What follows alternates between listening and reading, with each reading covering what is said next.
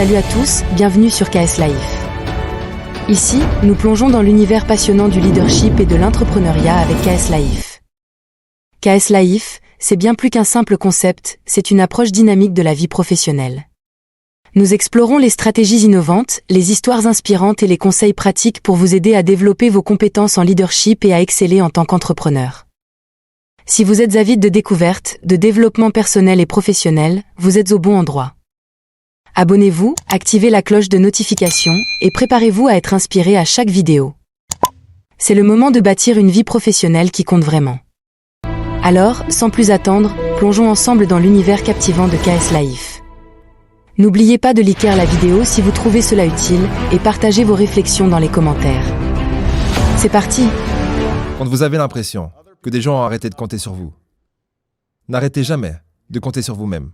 Dans cet épisode, vous allez découvrir le discours le plus motivant que Barack Obama ait donné de sa vie. Il parlait à une audience remplie de jeunes et il a partagé avec eux la mentalité qui lui a permis de passer du ghetto à la Maison-Blanche. C'est parti.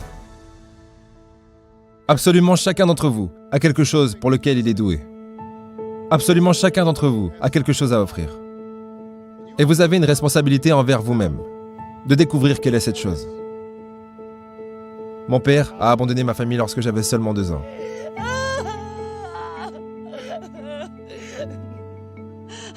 J'ai été élevé par une mère célibataire qui devait travailler et qui avait parfois de la peine à payer les factures. Elle n'était pas toujours en mesure d'acheter les choses que les autres enfants avaient.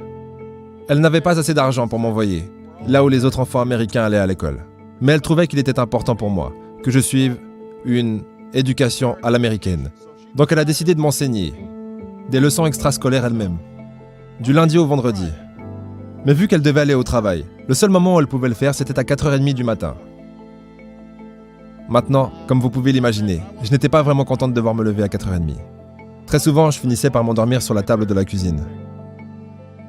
Mais à chaque fois que je me plaignais, ma mère me jetait un de ses regards et me disait « Ce n'est pas une partie de plaisir pour moi non plus, mon petit gars. » Il y avait des moments où je souffrais de ne pas avoir de père dans ma vie. Il y avait des moments où je me sentais seul et j'avais l'impression de ne pas m'intégrer. Donc je n'ai pas toujours été aussi concentré que j'aurais dû l'être à l'école. J'ai fait des choses dont je ne suis pas fier et j'ai été dans plus d'embrouilles que ce que j'aurais dû. Ma vie aurait pu très facilement tourner au cauchemar. Mais j'ai eu de la chance. J'ai eu beaucoup de deuxième chance. J'ai pu aller à l'université, faire une école de droit et suivre mes rêves. Ma femme, la première dame, Michelle Obama, elle a une histoire similaire. Aucun de ses 2 parents n'a été à l'université et ils n'avaient pas beaucoup d'argent.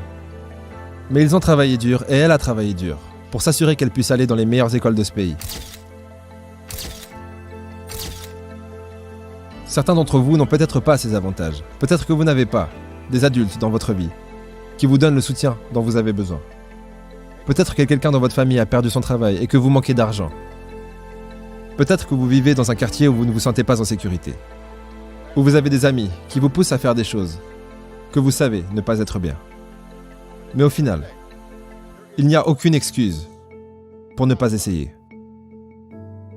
L'endroit où vous vous trouvez actuellement ne détermine pas où est-ce que vous finirez. Personne n'a écrit votre destin à votre place.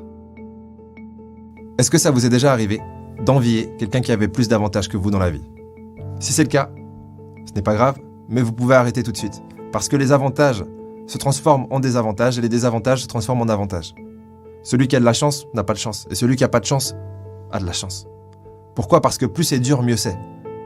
Une des pires réincarnations humaines, à mes yeux, c'est naître en tant que fils de riche. Si vous êtes un fils de riche, tout est déjà fait. Vous vivez dans l'ombre de vos parents. Et quoi que vous fassiez, on vous dira « Mais de toute façon, c'est normal, t'avais de l'argent, tes parents t'ont aidé, c'est trop facile pour toi. Moi aussi j'aurais réussi si mes parents étaient riches. » Et vous devrez faire 10 fois mieux que votre père pour être valorisé. Et même là, on vous dira « Mais c'est parce que vous avez eu de l'argent au départ. » Tandis que si vous avez rien, imaginons 50 Cent, il part de rien, il se reçoit 9 balles. Il est dans la merde. Personne croit en lui. Puis il devient 50 Cent. Ça, c'est une histoire qui se raconte. C'est pour ça que les avantages sont des désavantages et que les désavantages sont des avantages. Tout ce que vous n'avez pas, vous permettra de devenir plus pour avoir ce que vous voulez. Mais peu importe ce que vous avez choisi de faire, je vous demande de vous y engager. J'aimerais que vous travailliez à fond là-dessus.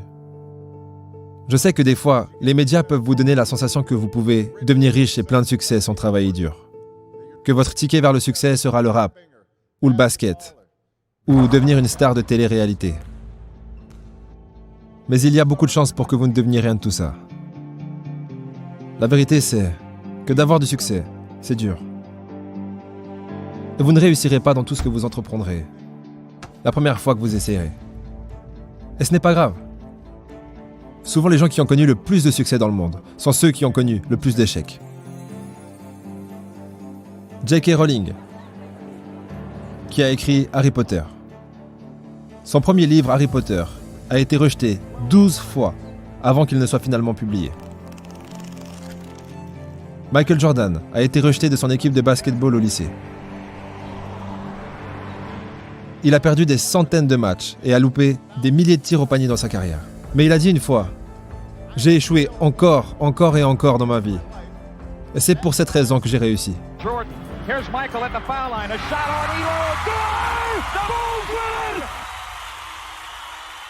Ces gens ont réussi parce qu'ils ont compris que vous ne pouvez pas laisser vos échecs vous définir. Vous devez laisser vos échecs vous apprendre quelque chose.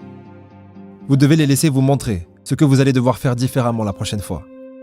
Lorsque vous tentez quelque chose de nouveau, si vous êtes fort dès le départ, ça s'appelle la chance du débutant. Et ne vous y attachez pas parce que ça ne va pas durer.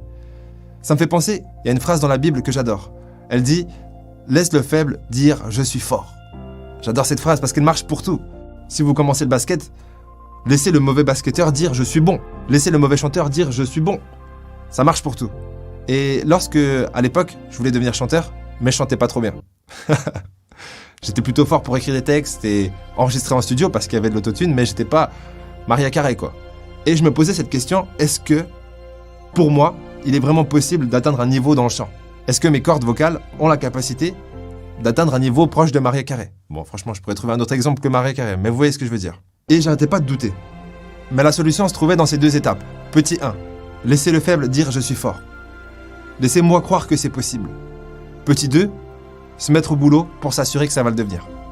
Et ce qui est marrant, c'est que dernièrement, je suis tombé sur cette vidéo d'Ed Sheeran, qui va vous faire écouter de quel niveau il a commencé, avant d'atteindre le niveau pour lequel vous le connaissez tous. Tiens-moi.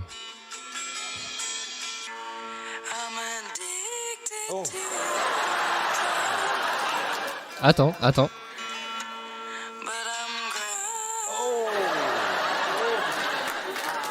Tu sais quoi? Je me suis entraîné. Après ça, tu t'es entraîné. Ouais, et tu sais, j'en avais probablement besoin. La morale de cette petite anecdote est simple. Si comme moi, vous réalisez que vous n'avez pas envie de passer 6 heures par jour à chanter pour vous améliorer dans le chant, c'est que, probablement, vous n'avez pas envie de devenir chanteur. Si vous êtes dans les problèmes, ça ne veut pas dire que vous êtes une personne à problème. Ça veut dire que vous devez essayer encore plus fort d'agir de la bonne façon. Si vous avez des mauvaises notes, ça ne veut pas dire que vous êtes stupide, ça veut juste dire que vous devez passer plus de temps à étudier. Personne n'arrive au monde en étant bon dans tout ce qu'il fait. Vous devenez bon dans ce que vous faites lorsque vous travaillez dur. Juste une seconde, est-ce que vous avez vu ce jeune qui lève les yeux au ciel comme pour dire « mais c'est bon, c'est logique ce que tu nous racontes ». Ne soyez pas ce jeune. Rappelez-vous que les champions ont été créés en pratiquant et en repratiquant les fondamentaux, pas en s'intéressant à de nouvelles choses. Les nouvelles choses n'ont pas créé de champions. C'est les fondamentaux, pratiqués encore et encore, qui créent les grands champions. Vous ne marquez pas beaucoup de buts la première fois que vous faites du foot. Vous ne chantez pas sur les bonnes notes la première fois que vous chantez une chanson. Vous devez vous entraîner. N'ayez pas peur de poser des questions. N'ayez pas peur de demander de l'aide quand vous en avez besoin. Je le fais tous les jours. Demander de l'aide n'est pas un signe de faiblesse, c'est un signe de force. Parce que cela montre que vous avez le courage d'admettre lorsque vous ne savez pas quelque chose. Et cela vous permet ensuite d'apprendre quelque chose de nouveau. Donc trouvez un adulte à qui vous pouvez faire confiance. Un parent, un grand-parent, un prof, un coach ou un consultant. Et demandez-leur de vous aider à rester sur le bon chemin pour atteindre vos objectifs. Je m'attends à de bonnes choses pour chacun d'entre vous. Alors ne nous décevez pas. Ne décevez pas votre famille, ne décevez pas votre pays, mais plus important encore, ne vous décevez pas vous-même. Il y a une évidence qui dit que si vous en faites un petit peu plus que ce que vous vous sentez capable de faire tous les jours, dans quelques jours, semaines, quelques mois ou quelques années, vous serez beaucoup plus que ce que vous êtes capable d'imaginer.